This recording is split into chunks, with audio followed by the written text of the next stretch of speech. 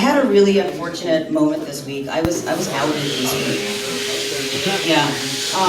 So I got this fucking delivery confirmation in my email. It was like, you missed your package delivery, whatever. So I get my ass to the post office, and nobody's happy at the post office. I mean, that's where postal comes from. Nobody's happy. And I'm like on the long, miserable people-looking line. You're just like, you know, like everybody hates the other person.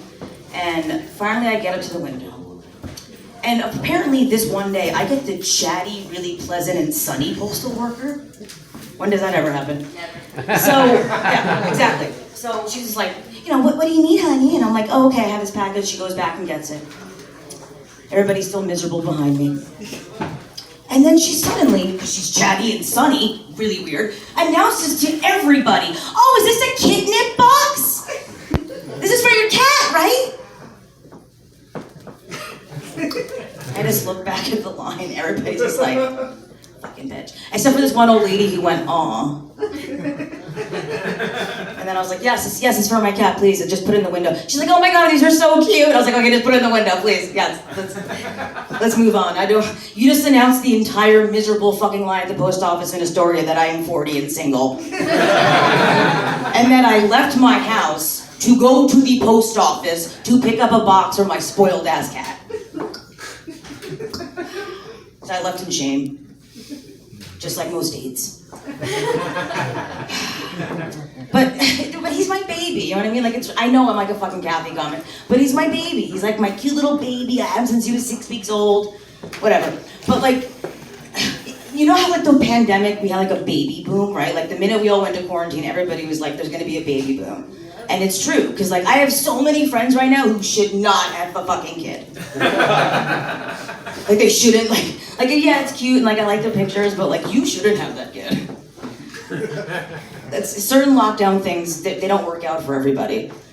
I bought a lot of Plan B earlier because I had a feeling that after we all like got out of the lockdown that like I wouldn't be able to find it. Like everybody was stocking up with like cold medicine. I was like, I'm gonna buy all that motherfucking Plan B on Amazon. Because it's cheaper there. But, well, hey, it's better than Plan C, everybody. Children. Just remember that. And you know what's awesome, too? That, like, now we can buy Plan B online. Like, that's awesome, because, like, it reminded me of this time where I had this really... I feel like I'm fucking Larry David or something. I had these horrible, like, New York being in line at stores moments.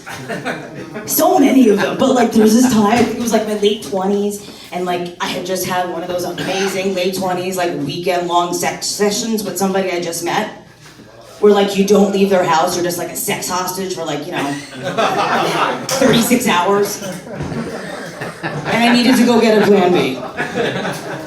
So I rushed to that pharmacy, because you had to go to the pharmacy, you had to go to the counter, you had to talk to the person who like pretends to sell you pills, like, even though they're not a medical professional, but they think they are. And and so once again, I'm on like another New York miserable long line with a bunch of old fucking people, because I had just left the sex session, so it was like 8 a.m. Like on a Sunday. It's like everybody went to church, they went to go pick up their blood pressure medicine. And I'm online with all of them. It's like AARP cards everywhere. And then I finally get up to the guy, and he's old as shit too. Like, really old. Like, I don't want him dispensing my pills, but like, he was really old. And he's just like, hey, what can I, and he can't hear, he's like hard of hearing. He's like, what can I help you with?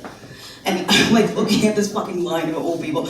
I just went, I need the Plan B. And he's like, what, young lady, what? And I'm like, that one, it's like right behind your body, that one. It's in that case, because apparently people steal them, right there. And he's like, wait, what? And I'm like, Plan B. And he's like, oh, okay. And then judgmental face also, before he turned. You know what I mean? Like, they're all going to church, and I was like, I need Plan B. And he knows it, he knows I'm a whore. So, yeah, he knew. He saw right into my dirty soul. So he goes back, fucking, it feels like 10 hours later, comes back with it.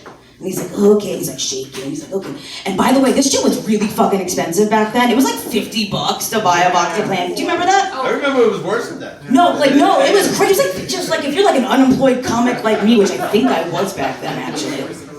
Wow. I actually have a job now, though, but whatever. Still broke. But like he comes back with the fucking box, and he's like, okay, that's what, $700 fucking dollars apparently, $56, whatever. And he's just like, okay, but he's taking forever to give my change.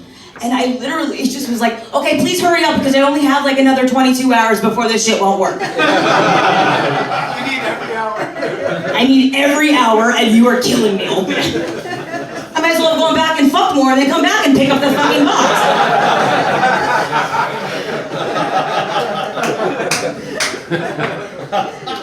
Moral of the story is, plan B is always better than plan C. Remember that.